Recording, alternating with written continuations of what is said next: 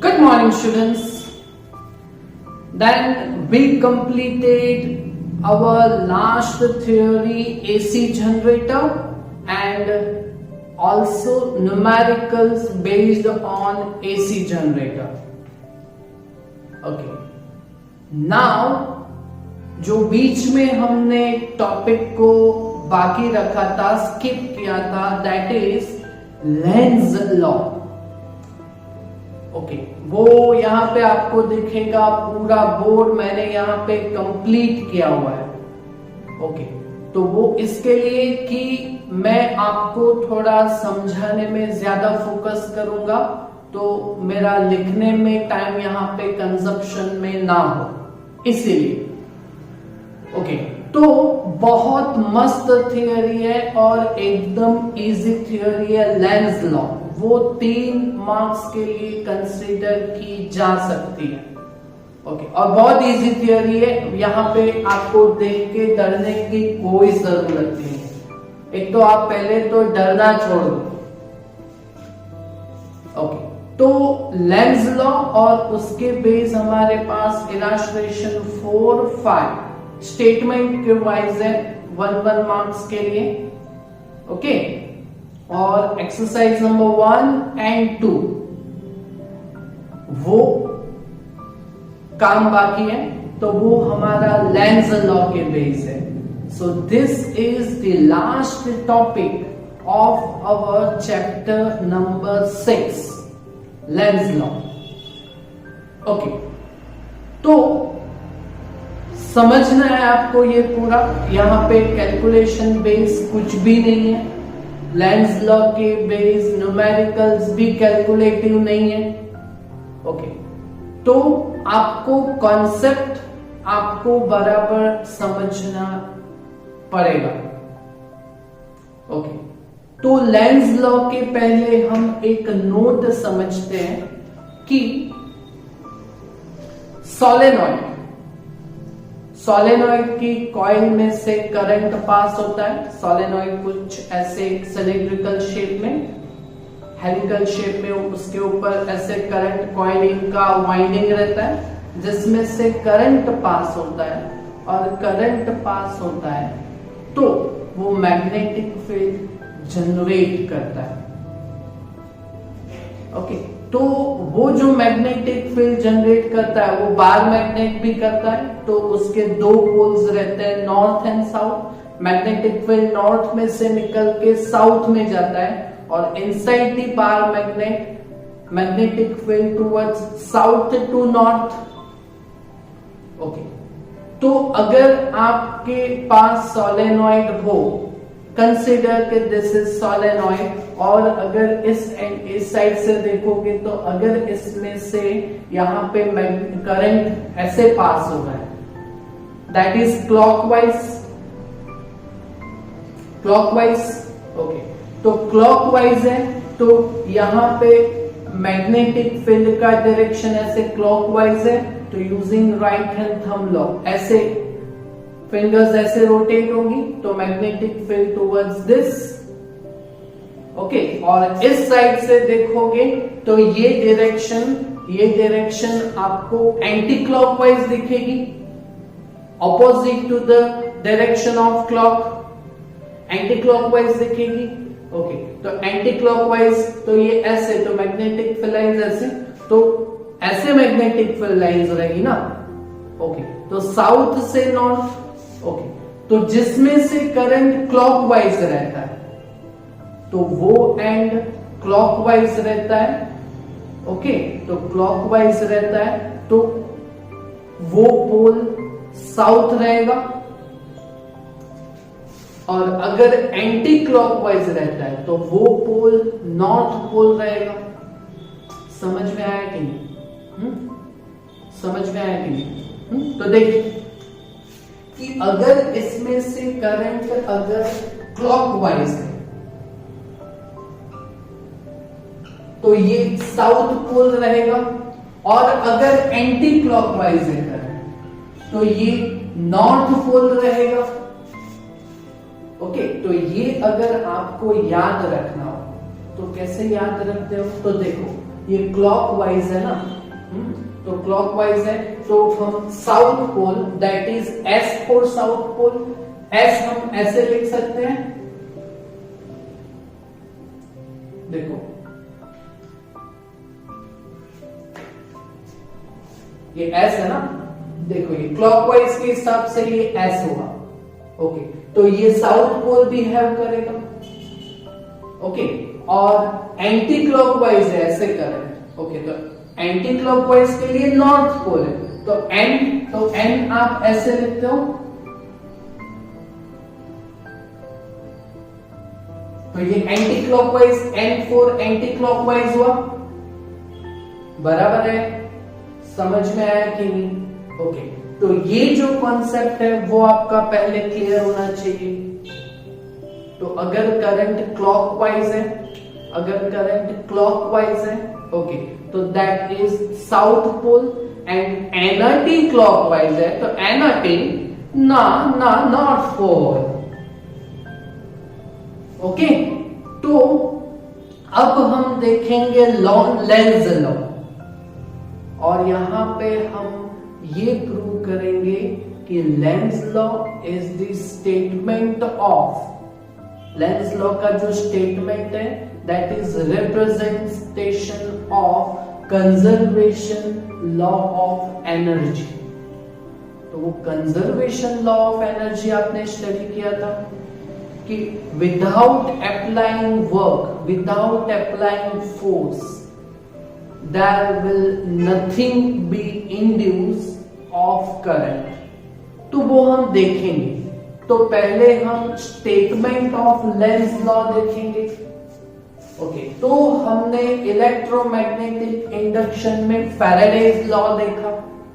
Faraday's law हमने देखा था कि induced EMF E that is equal to delta phi by delta t, और उसका हमने नेगेटिव साइन लिया था, तो that negative sign indicates the presence of Lenz law. तो लेंज लॉ का स्टेटमेंट क्या रहता है? तो ईएमएफ इंड्यूस होने का रीजन क्या है? ईएमएफ क्यों इंड्यूस होता है? ओके, तो हमने इलेक्ट्रोमैग्नेटिक इंडक्शन में देखा हुआ है, सभी थियरी में एक स्टेटमेंट में, हर स्टेटमेंट में हमने वैसे ही समझाया था, when there will be a change in magnetic flux there will be induced EMF and induced current in it। Her theory में यही देखा है हमने, कि जब भी मैग्नेटिक फ्लक्स में चेंज होता है तभी इंड्यूस ईएमएफ होता है, करंट इंड्यूस होता है, ओके। तो इंड्यूस ईएमएफ और इंड्यूस करंट, उसका रीजन है not magnetic flux, the reason is change in magnetic flux, okay. तो ये जो इन डायरेक्शन ऑफ करंट रहता है, ओके, वो इसी तरह से रहता है कि फ्लक्स का चेंज का वो अपोज करे, ओके। तो लेंज लॉ का स्टेटमेंट हम direction of Lenz law that gives you the direction of EMF और इंड्यूस करंट, ओके। तो हम लेंज लॉ का स्टेटमेंट यहां से दे सकते हैं, ओके। तो the direction of induce EMF और induce current is such a way that the direction of induced EMF or induced current is such a way that opposes change in magnetic flux। इतना ही Lenz law that gives you the direction of EMF or current। तो यहां पे हमें statement देना हो तो Lenz law, Faraday's law में से ही दे सकते हैं। तो लेंज लॉ का स्टेटमेंट क्या रहेगा? That gives you the direction of induced EMF और induced current in a coil is such a way that opposes change in magnetic flux। The direction of induced EMF or current in a coil is such that it opposes the change in magnetic flux. Current और EMF coil में ऐसे ही induce होता है कि वो change in magnetic flux को क्या करे, अपोज करे। तो ये जो नेगेटिव साइन है that indicates presence of lens law. Clear? तो यहां 1 मार्क का पोर्शन कंप्लीट हो गया और बाकी उसको जो प्रूव करना है दैट इज फॉर 2 मार्क्स। तो 2 मार्क्स के लिए जो प्रूव करेंगे वो 2 केस लेके करेंगे। अगर ये आपको समझ में आएगा तो यही आएगा ही आएगा, पूरा वाइस वर्सा उल्टा लिखना है। ओके, तो हम यहां पे क्या करेंगे, तो एक ऐसे कॉइल लिया, उसके नजदीक हमने एक बार मैग्नेट लिया और बार मैग्नेट का नॉर्थ पोल टुवर्ड्स कॉइल रख के उसको नजदीक लेके जा रहे हैं। देखा? और वैसे का वैसा उल्टा टुवर्ड्स कॉइल की जगह पे हम अवे फ्रॉम द कॉइल जाएंगे दूसरे केस में। ओके, तो बहुत सिंपल है, आराम से समझिएगा, बहुत सिंपल है, बहुत इजी थ्योरी है। ओके, तो देखिएगा कि अगर मैं किसी बार मैग्नेट को टुवर्ड्स कॉइल लेके जाता हूं, ओके, तो टुवर्ड्स कॉइल लेके जाऊंगा तो इसके मैग्नेटिक फ्लक्स में टुवर्ड्स नजदीक जा रहा है ना। तो जैसे फैन के आप नजदीक जाते हो तो हवा का इंटेंसिटी बढ़ता है, वैसे ही अगर मैं किसी बार मैग्नेट को टुवर्ड्स कॉइल लेके जाऊंगा तो मैग्नेटिक फील्ड का इंटेंसिटी बढ़ेगा। दैट इज इसके मैग्नेटिक फ्लक्स में इंक्रीज होगा। ओके, बट लेंस लॉ क्या बोलता है कि मैग्नेटिक फ्लक्स का जो इंक्रीज है उसको अपोज करना है। Okay, so to oppose this increase in magnetic flux, नजदीक लेके जाएंगे तो मैग्नेटिक फ्लक्स में इंक्रीज होगा। So to oppose this increase in magnetic flux, oppose करना है ना, अपोज करना है, तो ये नजदीक आ रहा है तो दूर लेके जाना पड़ेगा। तो दूर लेके जाना पड़ेगा तो रिपल्सिव फोर्स एक्सर्ट होना चाहिए। तो रिपल्सिव फोर्स कब एक्सर्ट होगा, तो ये नॉर्थ पोल है। बहुत इजी है, बहुत इजी कॉन्सेप्ट है ना, बहुत इजी है। हाँ, तो ये नजदीक लेके जा रहे हो तो मैग्नेटिक फ्लक्स में इंक्रीज हो रहा है, तो ये इंक्रीज इन मैग्नेटिक फ्लक्स को आपको अपोज करना है, तो दूर लेके जाना पड़ेगा।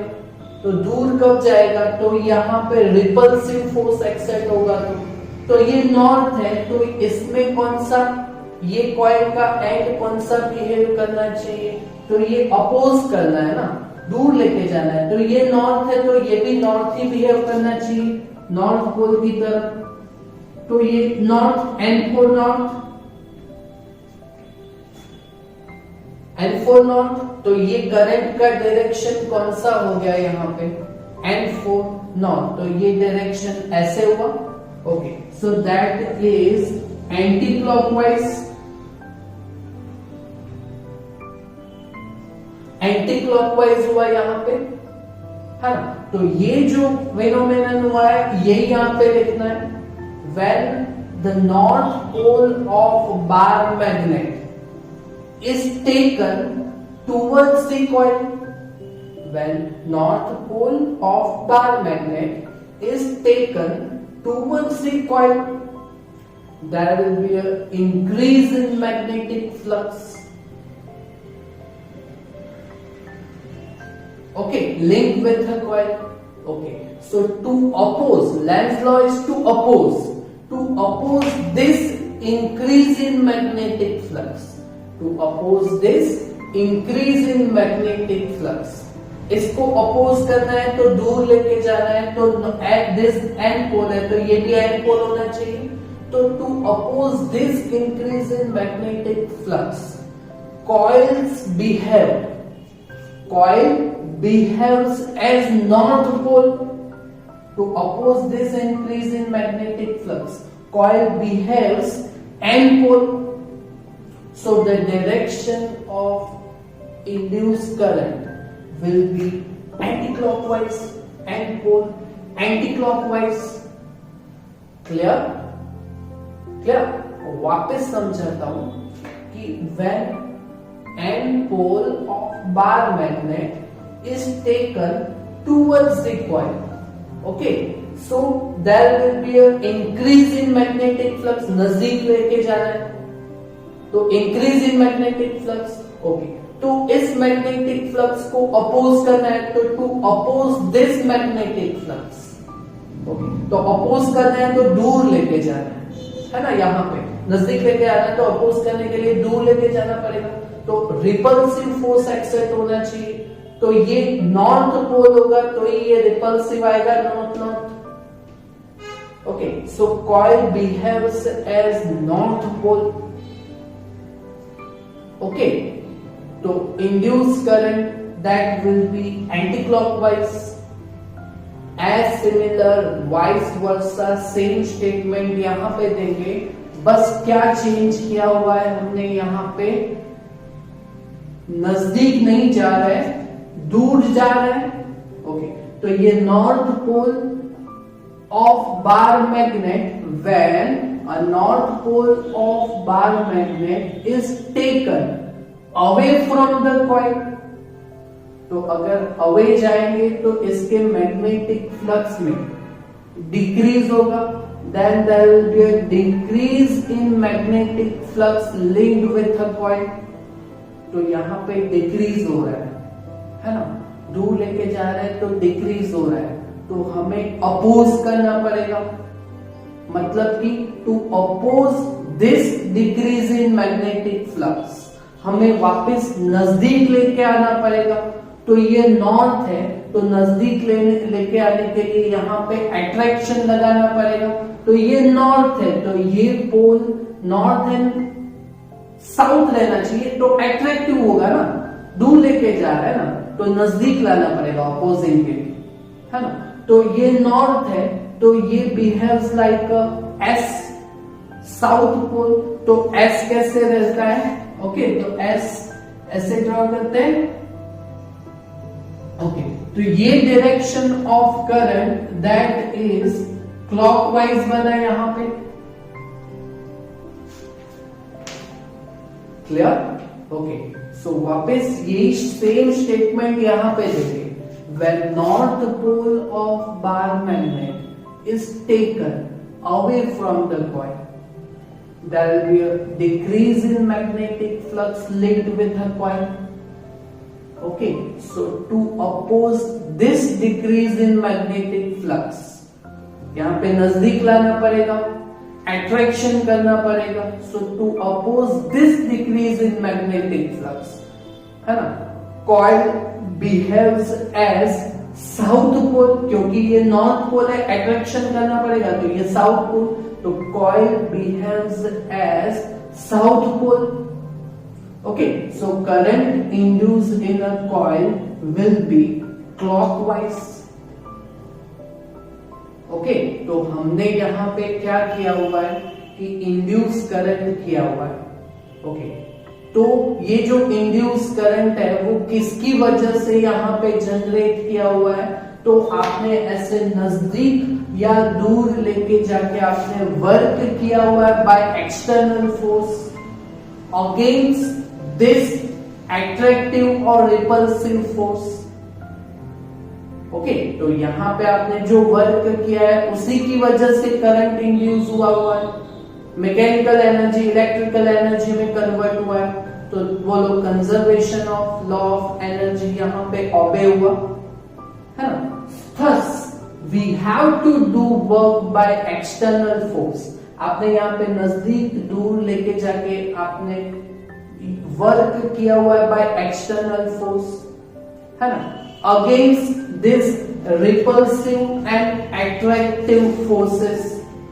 Thus, we have to do work by external force against this attractive or repulsive force. Okay, so that results induced current that results induce current in a coil, उसी की वजह से आपने जो वर्क किया हुआ एक्सटर्नल फोर्स से, उसी की वजह से आपको यहाँ पे करंट का इंड्यूस हुआ है। Okay, so Lenz law obeys conservation law of energy. Okay, so we can say that Lenz law is specific representation of law of conservation of energy. Clear? समझ में आया? लॉन्ग नहीं है, बहुत इजी है, आपको कॉन्सेप्ट फिनोमिनन समझ में आना चाहिए। क्या है फिनोमिनन? कि कॉइल और बार मैग्नेट लिया, नॉर्थ पोल हमने नजदीक लेके गए तो मैग्नेटिक फ्लक्स में इंक्रीज हुआ, तो ये इसको हम अपोज करना है तो दूर लेके जाना पड़ेगा। तो ये नॉर्थ पोल है तो ये दूर कब जाएगा? तो ये नॉर्थ पोल होगा तभी रिपल्सिव फोर्स, तो ये एंटी क्लॉकवाइज बना, एंटी क्लॉकवाइज। और वैसे का वैसे यहाँ पे सेम हुआ ना, तो यहाँ पे हमने क्या किया हुआ है? वर्क किया गया हुआ है by external force against this repulsive and attractive forces. Okay, so Lenz law ने यहाँ पे कंजर्वेशन लॉ ऑफ एनर्जी को ऑबे किया, आपने वर्क किया तभी करंट आपको मिला। So Lenz law is specific representation of the conservation law of energy. Clear? कर पाओगे खुद से? लॉजिक दौड़ाना पड़ेगा, रट्टा मारने। ओके, तो आपको रट्टा मारने का कोई जरूरत नहीं है, सिर्फ ये कॉन्सेप्ट आपको लेंज लॉ में समझना है, तो कर पाओगे। ये थ्योरी 2 या 3 मार्क्स में आ सकती है बोर्ड एग्जाम में, और इसके बेस हमारे पास न्यूमेरिकल्स 4 है, that are illustration 4, illustration number 5, फिर exercise number 1 and exercise number 2। But जितने भी न्यूमेरिकल्स है ना, बस इसी नोट के बेस है, और एक भी कैलकुलेटिव नहीं है, सिर्फ आपको डायरेक्शन ऑफ करंट ही देना है सभी क्वेश्चंस में, लेंज लॉ के बेस, चारों न्यूमेरिकल में। तो वो कॉन्सेप्ट बस इतने बेस आप सॉल्व कर पाओगे। ओके, तो that is important to note for MCQs and numerical based on Lenz law. Okay, तो यहां पे देखिएगा कि increase in magnetic flux and decrease in magnetic flux का कॉन्सेप्ट है हमारे पास। ओके, तो जब भी मैग्नेटिक फ्लक्स में इंक्रीज होता है तो करंट का डायरेक्शन एंटी क्लॉकवाइज होता है। मैग्नेटिक फ्लक्स में जब क्या होता है? इंक्रीज होता है।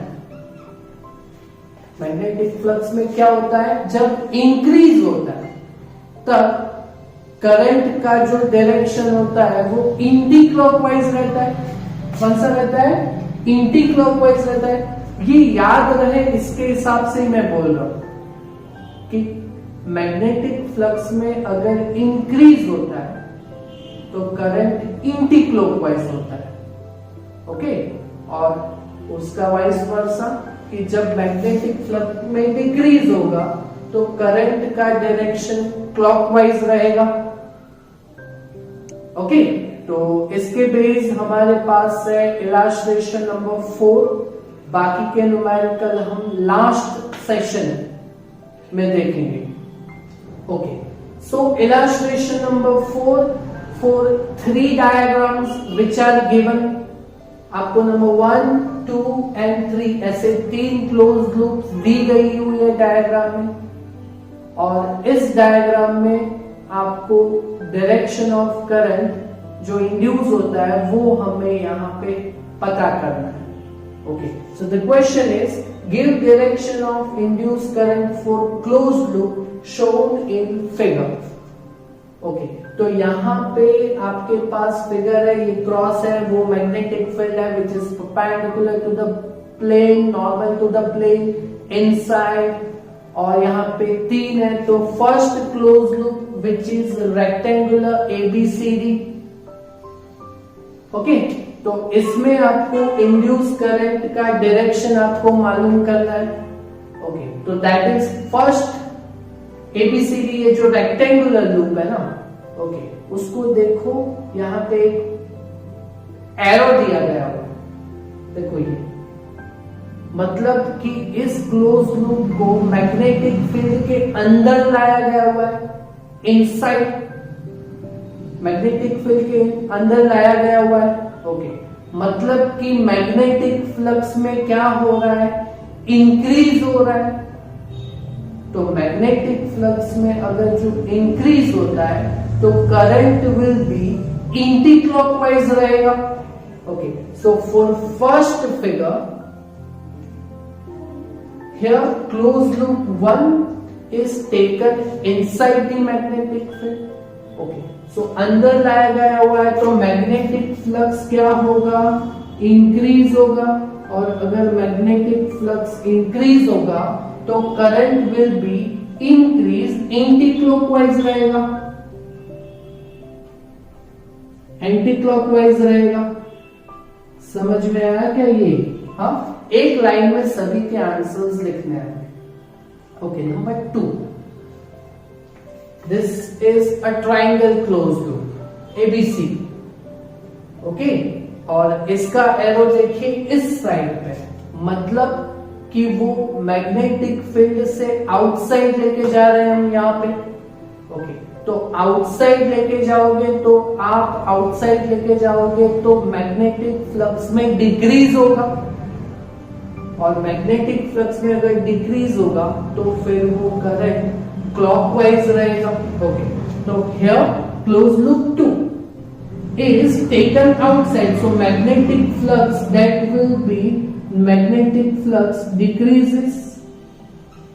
Okay, so current will be clockwise. Clear? और वैसे ही नंबर 3, ये जो क्लोज लूप है वो उसका एरो देखिए मैग्नेटिक फील्ड से बाहर की तरफ है। ओके, सो बाहर की तरफ है तो मैग्नेटिक फ्लक्स जो होगा वो भी बाहर की तरफ, मतलब मैग्नेटिक फ्लक्स में यहाँ पे वापस डिक्रीज ही आएगा। और मैग्नेटिक फ्लक्स में अगर यहाँ पे डिक्रीज होगा तो current will be clockwise. Clear? Okay, तो इसी के हिसाब से illustration 5, exercise number 1 and exercise number 2 है, तो वो हम करेंगे हमारे लास्ट लेक्चर में, that is for chapter number 6 and which are based on Lenz law. Clear? हो जाएगा इतना काम खुद से, आराम से समझ के कीजिएगा। Okay, thank you very much.